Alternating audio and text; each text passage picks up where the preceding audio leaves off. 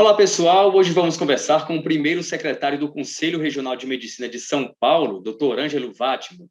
Na entrevista de hoje, vamos falar sobre o trabalho desenvolvido pelos profissionais da medicina no atendimento a pacientes infectados com Covid-19.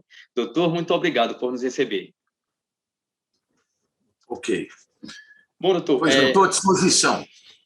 Perfeito. Bom, a primeira pergunta, na verdade, é uma repercussão de uma entrevista que nós fizemos com o Dr. Fabrício da Silva, especialista em cardiologia pela Unesp. E, segundo ele, boa parte da mortalidade em decorrência da Covid-19 no Brasil acontece por mau manejo do tratamento médico da doença. Por se tratar de uma pandemia, situação nunca vivida pelos profissionais de saúde, doutor, o Conselho avalia isso de que forma?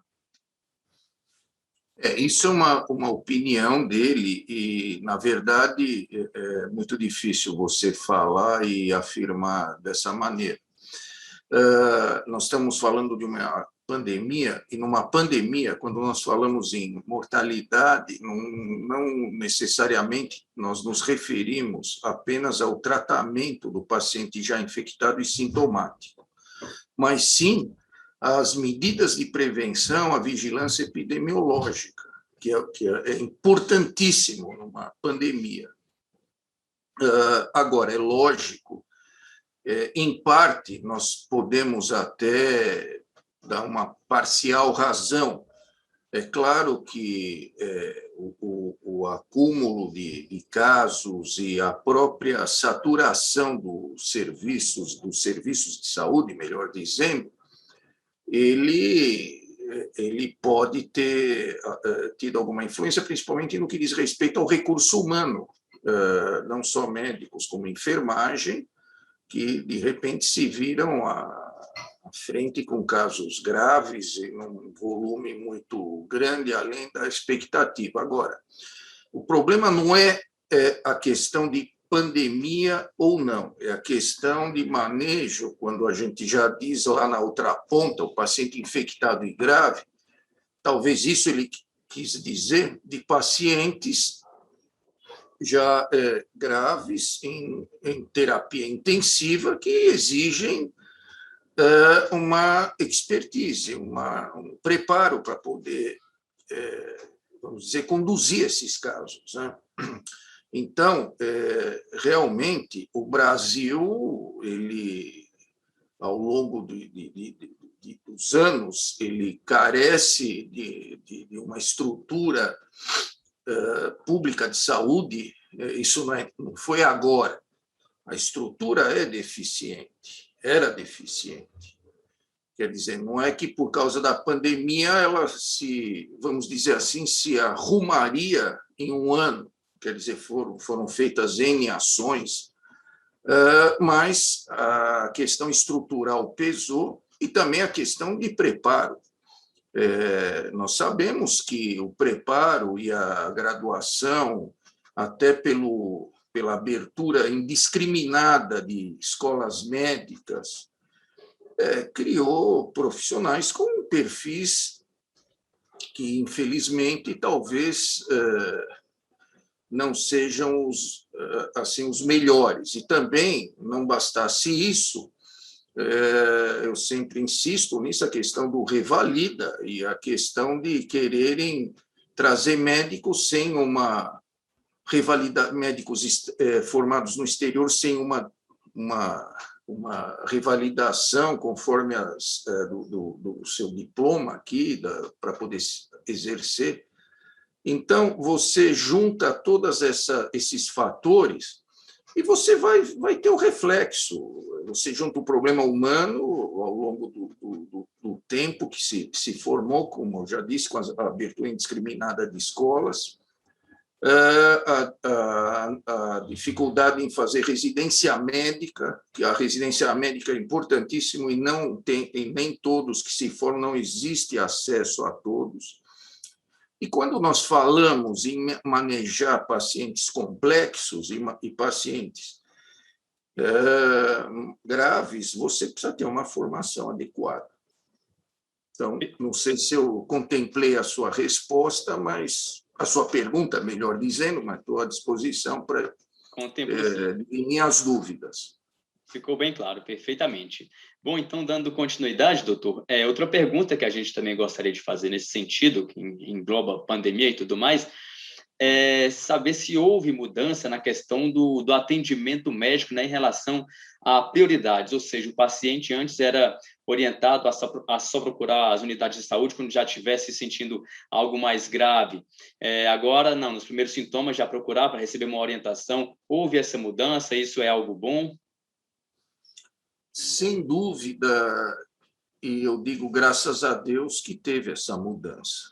O paciente, ele precisa ir sim ao hospital, na dúvida, porque quando nós falamos em infecção por esse vírus, muitas vezes o tempo é crucial.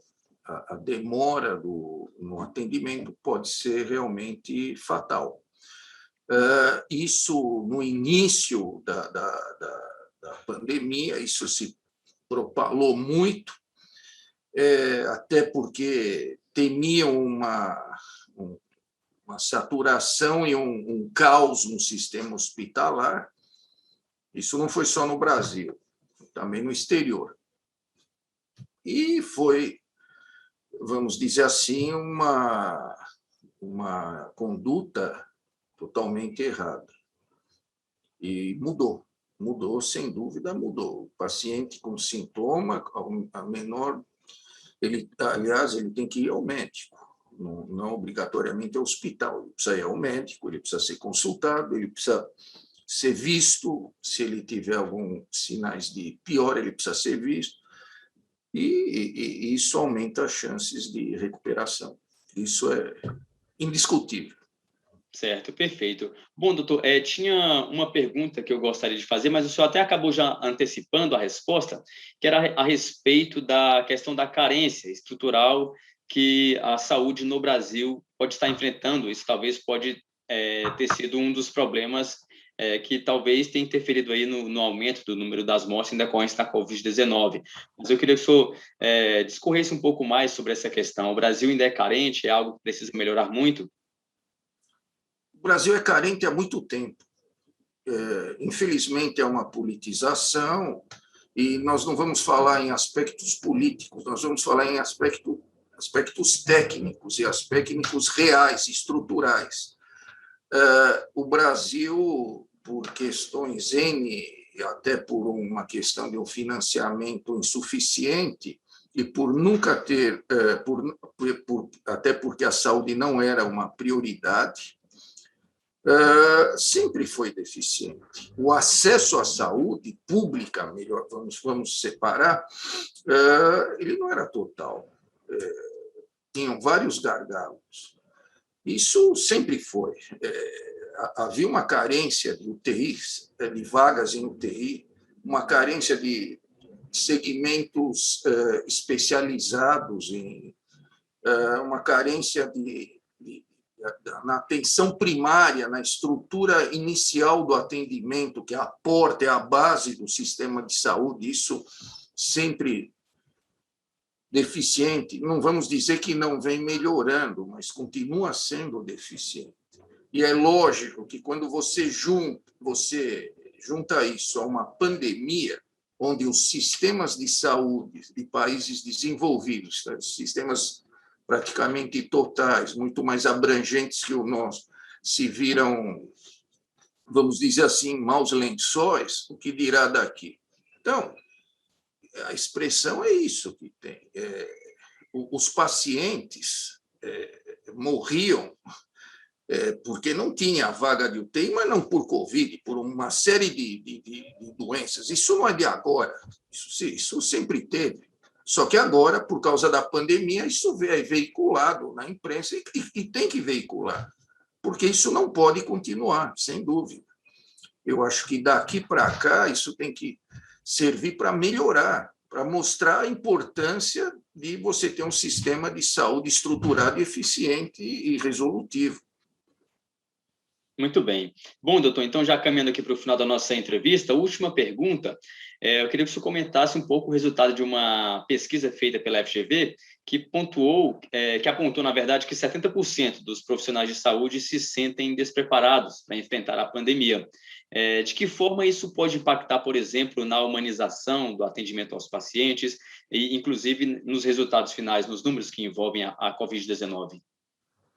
Olha, eu não saberia dizer, esse número é um número frio, 70%. O que a gente tem que dizer, quando nós falamos em pandemia, nós temos que separar o seguinte: pandemia envolve, primeiro, uma estrutura de atendimento, de vigilância epidemiológica, que precisa ser especialista, precisa saber, pessoas habilitadas a isso, e é lógico que quem não é habilitado em saúde pública, em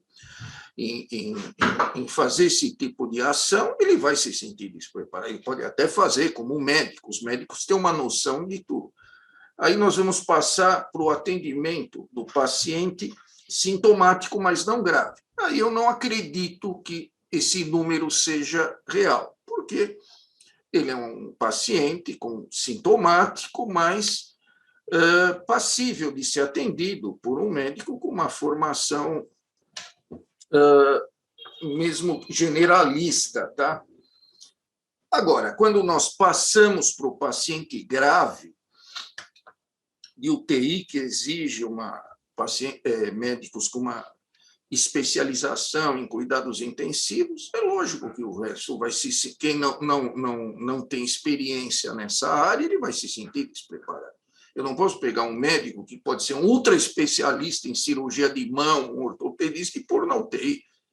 Ele vai se sentir, então, cada um no seu quadrado. Então, é isso. Perfeito, doutor. Então, a gente chegou ao final da nossa entrevista. Eu queria agradecer muito os seus esclarecimentos, o seu posicionamento sobre essas perguntas. É algo interessante que a sociedade precisa estar por dentro. E aqui fica o nosso abraço e um convite para uma próxima oportunidade aí. A gente também ficar à disposição, beleza? Tá bom, estamos à disposição. Até logo. Até logo. Muito obrigado.